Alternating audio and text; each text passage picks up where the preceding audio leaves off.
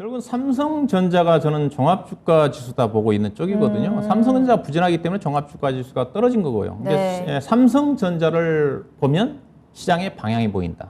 종합주가에서 방향이 보인다. 그래서 제가 네. 삼성전자 진단할 때 물어보시면 종합주가 지수한테 물어보세요. 제가 그런 얘기 하거든요. 아, 그래요? 네, 별로 차이가 안 납니다. 자, 삼성전자 차트를 좀 보시게 되게 되면 네. 오늘 어제 저점이 나왔고 오늘 어제 저점 아래에서는 거래가 됐는데 상당히 차트 안 좋죠. 이게 뭐 코스피 차트하고 똑같다고 보시면 될 것 같은데요. 자, 그렇다면 삼성전자에 제가 여러 가지 조사를 좀 해본 게 있는데 그 표를 좀 보면서 제가 좀 설명 좀 해드리도록 할 건데요. 예, 좀 보도록 하겠습니다.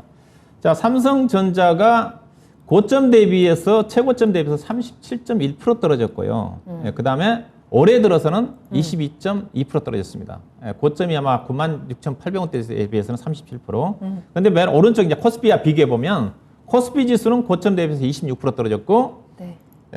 그 다음에 올해는 17.7% 떨어졌으니까. 근데 보시면 어때요? 삼성전자가 종합주가지수보다 더 많이 약하다. 네. 예, 그렇죠? 많이 약하죠. 더 예. 많이 떨어졌네요. 그러니까 삼성전자 현재 시가총액 차지하는 비중이 20%거든요. 이게 네, 지수가 네, 그렇죠. 앞서 코스닥 대비해서 코스피 지수가 빠진 이유도 삼성전자 주가 하락에 거의 제가 보기에는 반 이상이 삼성전자의 주가 하락에 차지하고 있다고 보시면 될 것 같은데 네. 삼성전자 현재 시가총액이 우선주 포함해가지고 411조 원입니다. 근데 현재 코스피 시장의 시가총액이 오늘 종가 기준에서 1930조 원이에요. 차지하는 비중이 20%입니다. 20%네. 네. 그만큼 그래서 삼성전자가 지수 영향력이 20%를 차지한다고 보시면 될 것 같은데 자, 외국인 투자가들 계속 주식을 팔고 있는데 삼성전자를 보시면 21조 원을 2021년도 이후에 21조 7천억을 팔았어요. 7천억을 팔았고 코스피 시장에서 외국인 투자가들 39조 6천억을 팔았으니까 이 말은 무슨 말이죠? 정도를 삼성전자를 60%죠. 60%예요? 60%를 삼성전자를 판 거죠, 전체. 이 말 그래서 정말 삼성전자만 팔았다라고 해도 과언이 그렇죠. 아닐 것 같은데요. 네. 비중은 20%밖에 안 되는데 60%를 판 겁니다. 그러니까 그래서 삼성전자가 종합주가지수보다 더 흘러내릴 수밖에 없는데 그러면 네. 그 시점에 삼성전자의 지분율을 좀 어떻게 바뀌었느냐 이게 보시면 삼성전자 지분율이 코로나 정도 전후에 가지고 58% 정도까지 올라갔는데 현재 지분율이 50.1입니다. 오늘 종가 기준에서. 이게 거의 그럼 50.1이 어떤 수준이냐? 그래야 이제 시장을 전망할 수 있겠지 않습니까? 최저 수준입니다. 2016년도 그러네요. 이후에. 네. 오늘 최저치를 깼어요. 어제 날짜 기준이라 가지고 50.2가 2017년도 4월달 기준이었던 건데 이 정도까지 팔았다고 봐야 될 것 같은데 네. 그럼 삼성전자의 그럼 그 사이에 그다음에 외국인 투자 비중도 38.7에서 지금 현재 전체 시가 30.1%로 좀 줄어들었습니다. 그럼 삼성전자의 지금 밸류가하고 코스피 밸류가 어떠냐? 삼성전자 지금 PER이 12개월 예상 PER입니다. 이게 선행 PER이라고 보시면 될 것 같은데 오늘 종가 기준에서 PER이 8.6입니다. 이게 코스피 전체 PER은 몇 배냐? 9.0배예요. 즉 코스피보다 삼성전자가 할인을 받고 있는 거죠. 이게 드문 현상이거든요. 그래서 삼성전자 코스피 PER 대비해서 할인을 받아본 적이 제가 보기에는 기억이 없어요. 그만큼 지수보다 약하다는 거죠. 네. 그다음에 PBR로 따지면 코스피 PBR이 0.88인데 코스피 삼성전자 1.2인데 높지만은 삼성전자가 시장보다 자기 자본율이 높기 때문에 PBR이 높다고 볼 수가 없는 거고요. 그래서 보시면 삼성전자 PER이 지금 시장보다 낮지 않습니까?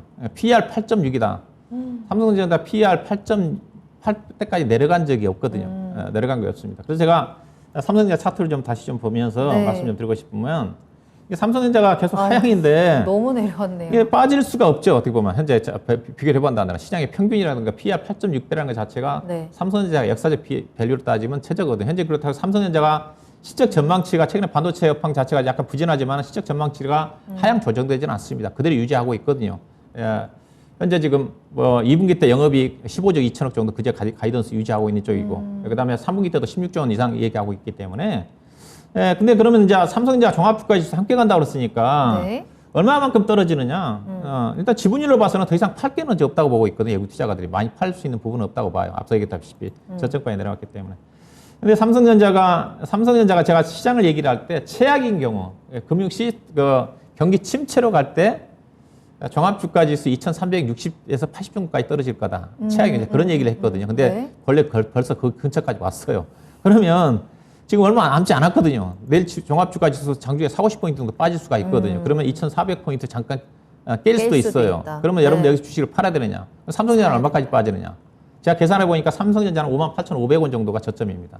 그게 2,360포인트거든요. 만약에 빠진다 그러면 네. 거기까지 내려가면 안 되겠지만은 그래서 삼성전자가 만약에 58,500원까지 내려면 PER이 8배 정도까지 떨어집니다. 그 정도까지는 떨어질 것 같지는 않아요.